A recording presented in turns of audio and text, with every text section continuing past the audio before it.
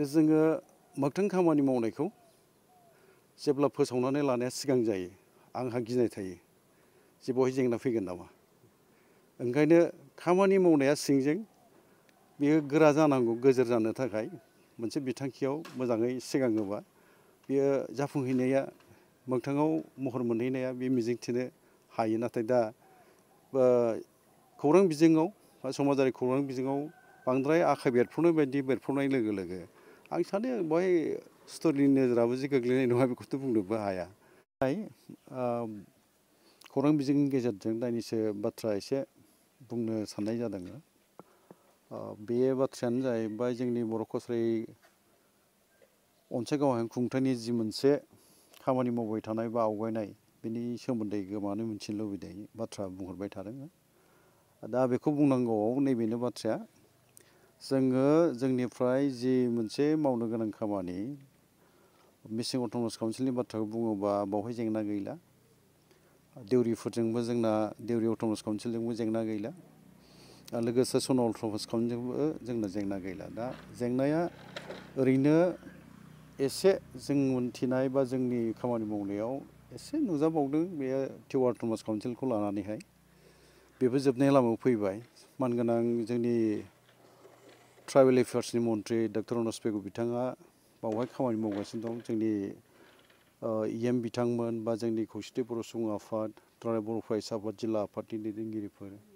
बा गोबां जिल्लायावनो बे खामानिखौ ज' मावनानै फोजोबनायनि लामायाव फैगासिनो दङ। दा बाथ्रा मोनसे नैबे फैबाय थादों बावहाय जोंनि गामिखौ फोसावनायनि बिथिङावहाय बा गामि फोसावनायखौ सोरखारा खालामनो थांनायाव जेंनाया एसे राभा हासं अट'नमास काउन्सिलखौ लानानै दङ। बे जेंनायानो जाहैबाय राभा अट'नमास काउन्सिल बा राभा हासंखौ सोरखारा 6 सिडुल प्रभिजननि सिङावहाय मोनसे गोख्रों खुंथायाव लांनो नाजानायनि बाथ्रा बा बेखौ थांखियाव दङ होननानै जों मिथिनो मोन्दों बा जोंनो फोरमायदों सोरखारा। दा जोंनो बेखौहाय बुंनायाव गवालपारा जिल्ला आरो साउथ कामरुप जिल्ला बे मोननै जिल्लानि जेंनाखौ जोङो खौसेथि बर' सुबुं आफाद दुलाराय बर' फरायसा आफाद बा जों मोनसे बाथ्राखौ बुंबोबाय थादों जोङो जे 6 सिडुला माला जायो जों बुंनो हाया। सरकारा थांखि लानो हागौ बा लादों बेखौ जों वेलकाम खालामो जों मोजां मोनो। नाथायबा जेब्लासिम 6 सिडुला जाया अब्लासिम जों जेरावहाय BTCनि बायजोआव बर' कसारी अनसाय गावहायन खुंथाय मोनबाय बे खुंथायाव थानो मोननांगौ बे जोंनि बर' रायजोनि सेन्टिमेन्टनि बाथ्रा। दा बे सेन्टिमेन्टखौ जों बाख्नायनांगोन। मानोना जोङो जयै थानो लुबैयो जयै जौगानायखौ लुबैयो जायखि मोनाथों मानो। दा बे थांखिजों खामानिफोरखौ मावनो आवगायलायनायबो जादों आरो बुंनायबो जादों। ओंखायनो सोरखारजों रायलायनायनि थांखि दङमोन 22 अक्ट'आव। नैबे दा सोलिबाय थानाय आगष्ट दाननि 22 अक्ट'आव रायलायनो गोनांमोन। नाथाय गिबि मन्थ्रि बिथाङा गावहा झारखन्डआव बिसायख'थिनि मोनसे बिबान होजानायलाय बिथाङा समखौ एसे फावसायना लाबाय। आरो बिथाङा बुंदों 27, 28, 29 बे सानथामनि बबेबा सानसेखौ सम होनानै बे जेंनाखौ रायलायगोन होननानै बिथाङा बुंदों। दा जोङो नेनानै थानांगोन आरो आसामनि गिबि मन्थ्रिया मा बुङो बेखौ जों खोनासंथारनांगोन आरो जोङो खोनासंनो बयबो लुबैनानैबो दङ। ओंखायनो राभा हासं आरो जिल्ला हिसाबै गवालपारा आरो साउथ कामरुप जिल्ला बे मोननै जिल्लानि बर'फोरखौ आंनि खावलायनाय बे थागोन। बाराद्राय गोसोफोरखौहाय जोङो इमसनाव लांनाया थिग नङा। सेन्टिमेन्ट दं होननानै इमसन जानानै बाथ्राफोरखौ बुंलाबायनायखौ एसे जों हमथालायनानै सावरायलायनायनि गेजेरजों सुस्रांनाय लामाखौ जों थारैनो दिहुननो हागोनखौ जों नुहुरदों। मानोना आं बेखौ बुंनो लुबैगोन जे जों रावखौबो गारनानै बा सोरखौबा सिखोमानानै माबा मोनसे जोङो हासिल खालामनो लुबैयाखै। जोङो बयबो बर' हिसाबै गोदोनिफ्रायनो सोमावसारबोदों आरो बुंनो थाङोबा जोङो खौसेथिखौ बिथा खालामनानै खामानि मावनो लुबैनायखौ खौसेथि बर' सुबुं आफादा आगुनिफ्रायनो खोन्थाबोबाय थादोंमोन। दिनैबो जोङो खौसेथिजों थांनो थाखायनो जेसे हायो जों नाजालायगासिनो दं, सावरायलायगासिनो दं आरो हाबा मावगासिनो दं फोथारावहाय। दा आंनि खावलायनाया बे थागोन। दा जायखि जाया फैगासिनो थानाय सम बे समावहाय जों बर' हिसाबै बोरैहाय जों गसंथानो जयै बोरै थांनो हानो बे साननायानो बा मावनाय गोनां बिबाना जोंना बेनोखा जेरावहाय। ओंखायनो रावबो बावहाय सोरखौबा डिप्राइभ खालामनानै नाथ्रोदनानै माबा मोनसे मुलाम्फा हासिल खालामनाय बाथ्रा जों साननाय जायाखै बेखौ सानदोंबा गोरोन्थि होननानै आं बुंनो लुबैगोन आरो बिदि साननाया थिग नङा मोगा मोगि सम फैनानैबो रायलायनो हायो गोबां बाथ्राफोरखौ खोनानायनि गेजेरजों मिडियायाव बाथ्राफोरखौ बांद्राय बांसावनानै बुंनायफ्राबो आं गाहाम जागोन बायदि नुवा आरो सुथुरा बेवहाय खाबु सोलासिनायनि मोनसे लामा थायो बेफोर खाबुखौ जों होनोबो नाङा दा आंनि खावलायनाया बे थाबाय दा बेजों लोगोसे आं मोनसे बाथ्रा एसे बुंफानो लुबैगोन जे दिनै जोङो बड'फानि गिदिर गिदिर बाथ्रानि बा बड'फाया जोंनो होलांनाय मोन्थोरनि गोबां मानसिया गिदिर गिदिर बाथ्रा बुङो खौसेथिनि बाथ्रा बुङो खौसे जानांगौ बर' हारियाव बेथ' नंगौ सैथो बाथ्रा खौसे जानांगौ दा बुंनाय आरो मावनाय मोगथां मावनाय बियो जोंनि गेजेराव फारागा सम सम आरो नुजाफिनबाय थादों दा जि मोनसे खौसेथिनि दोहौ फैदों बे दोहौ फैनाया रायजो राजायाथ' मोजां मोनदों खोनानानै नाथाय गुबैयै जाफुंहैनाया बोरै जागोन बे एसे साननो गोनां बाथ्रा आरो आंनि बाथ्राखौ बुङोबा खौसेथिनि जि मोनसे खौसेथिनि लामायाव लाबोनाय बा खौसेथि जानांगौनि खामानि मावनायनि बाथ्राखौ आंनाव बुङोबा बा आंनाव सोङोबा आं बेखौ बुंनो लुबैगोन जे जोङो मोगथां खामानि मावनायखौ जेब्ला फोसावनानै लानाया सिगां जायो आंहा गिनाय थायो जे बेवहाय जेंना फैगोन नामा ओंखायनो खामानि मावनाया सिंजों बेयो गोरा जानांगौ गोजोर जानो थाखाय मोनसे बिथांखियाव मोजाङै सिगाङोबा बेयो जाफुंहैनाया मोगथाङाव महर मोनहैनाया बे मिजिंथिनो हायो नाथाय दा खौरां बिजोङाव बा समाजारि खौरां बिजोङाव बांद्राय आखाइ बेरफ्रुनाय बायदि बेरफ्रुनाय लोगो लोगो आं सानो बेवहाय स्ट'रिनि नोजोराबो जे गोग्लैनाय नङा बेखौथ' बुंनोबो हाया ओंखायनो जोङो हानायसेबां जोंनि खौसेथिनि खामानि मावनांगौबा बड'फानि जि मोनसे जोंनो होलांनाय मोन्थोरनि बा जोंनो होलांनाय फोरोंलांनाय बर' हारिखौ बुहुमाव गेरेमसा हारि दानायनि जे बाथ्रा बेफोरखौ बुंनाया खुगायाव गोरलैसै बा जों बुंलायलायोबो नाथाय प्रेक्टिकेल मावनायाव जिबायदि जेंना जेथोजों मोगा मोगि जानांबाय थादों बेफोर बाथ्राफ्रा जिंगासियो जोंखौ दा ओरैनोथ' जोंनि लामायाथ' दोंसेयानोल'मोन जोंहा लामाया हारिखौ रैखाथि थामोन्था होनायनि दा जों दिनैहाय राजखान्थि गोहो फैनाय लोगो लोगो जोंनि गेजेराव गोबां गावस्रानायबो फैबाय बेयो दुखुनांथाव बाथ्रा दा जायखि जाया नाजानाया थायोबा सानसे माबा मोनसे मोजां सानबो फैगोन बेखौ जों मिजिंथिनो हायो दा बे मिजिंजों जोङो खामानिखौ मावनांगोन आवगायलांबाय थानांगोन दा बेखौ जोङो बोरैहाय उनाव महर होयो बे जोंनि सायाव बा जायफ्रा दिनैहाय खामानि मावगासिनो दं फोथाराव माहारियारि आफादफोरनि बिबानाव थानानै राजखान्थिनि बिबानाव थानानै बे गेदेमा दैदेनगिरि सुबुंफोरनि सायाव थागोन बिबाना रायजो राजायाथ' थिगानो दं रायजो राजाखौ दाय दस होनाय जेबो लामा गैया रायजो राजाया बयबो लुबैयो खौसेथिखौ आरो हारि हिसाबै थांनानै थानो गाबथानो जयै बेखौ लुबैनाया बयहाबो दङ दा बे सैथो बाथ्रा दा बेजों लोगोसे आं नैबे बाथ्रा बुंनो लुबैगोन फैगौ 25 अक्ट' आगष्ट दाननि 2024 जोंनि आसाम आयेन आफादनि बुंथिगिरि बिथां बिश्व दैमारिया फैगोननि बाथ्रा मोनथिहरदों जोंनो खोन्थाहरदों बिथाङा बेरायफैगोन जोंनि बावहायबो हाबफैगोन जोंनि ओरैनोथ' बर' कालचार मोनसे गावहाय खुंथाइ मोननायनि गुदियावथ' जोंखौ दैदेनबोनाया बा जोंनो लामा खोन्थाबोनायाथ' मानगोनां बिश्व दैमारि बिथांखौनो जों बुंनांगोन दा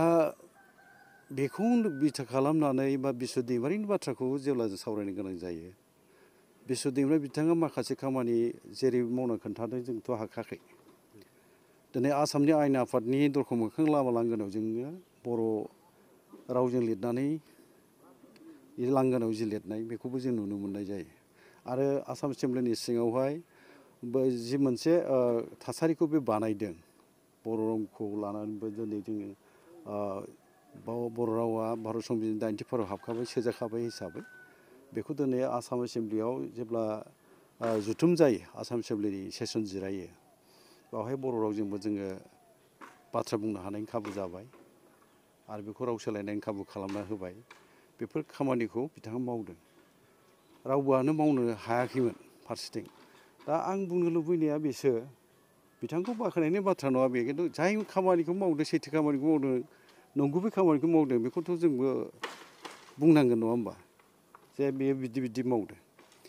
नाथाय गाहाम खामानि मावनायखौबो मोजां खामानि मावनायखौबो जों बाख्नायनोबो नागिरा दा बावहाय आं नैबेखौ बुंनो लुबैयो जों जेब्लासिम सैथोखौ गनायनो थियारि जाया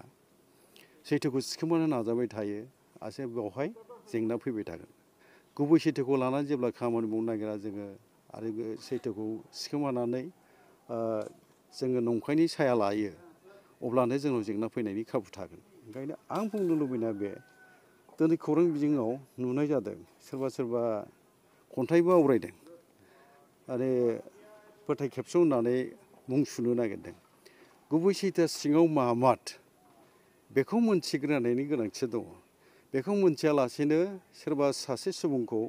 फोथाय खेबस' होननानै बुंग्रोनायखौ आं मोजां मोननाय नङा आरो बेनि थाखाय आङो बुंनो लुबैगोन खावलायनो लुबैगोन जे नंगौ जोङो दिनै राजखान्थिनि फोथाराव दङ हिसाबैहाय जोङो दोंसे लामाजों ज'बो थांनाय नङा नाथाय बिब्दि होननानै हारि सिबिनायनिफ्राय गोजानाव थागोन बेखौबोथ' बुंनाय जाया राजखान्थि हान्जाया आलादा जानो हागौ बेनि आइडिय'लजि प्रिन्सिपाला आलादा जानो हागौ जाय राजखान्थि हान्जायावनो थायाथों मानो बे राजखान्थि हान्जायाव थानानै हारिखौ दैदेननायनि हारिनि मोजां खामानि मावनायनि बाथ्राफोरखौ साननो बा मावनो थाखाय सिगांलांनायासो जोङो नाजानायासो गिदिर बाथ्रा दा बिजेपि जाथारजोबनानै सोरबाया माबा मोनसे साननो हागौ बिजेपि जायोबा जोंनि हारिया मावनो हानाय नङा जोंनि हारिया गोबां दिगावनो सौथुगोन सोरनिबा साननायाबो बे जानोबो हागौ आं बेखौ नंखायबो बुङा नाथाय आरो फारसेथिं बिजेपि जानानै जे मावनो हाया बेबोथ' नङाना बेबोथ' नङा दिनै आसामनि गासै इसुफोरखौनो लानानैहाय मानगोनां डक्टर हिमन्त बिश्व शर्माया बोरैहाय मावदों बिजेपियाव थानानै बा दिनै असमिया हारिनि जानानै जाय सुबुंफ्रा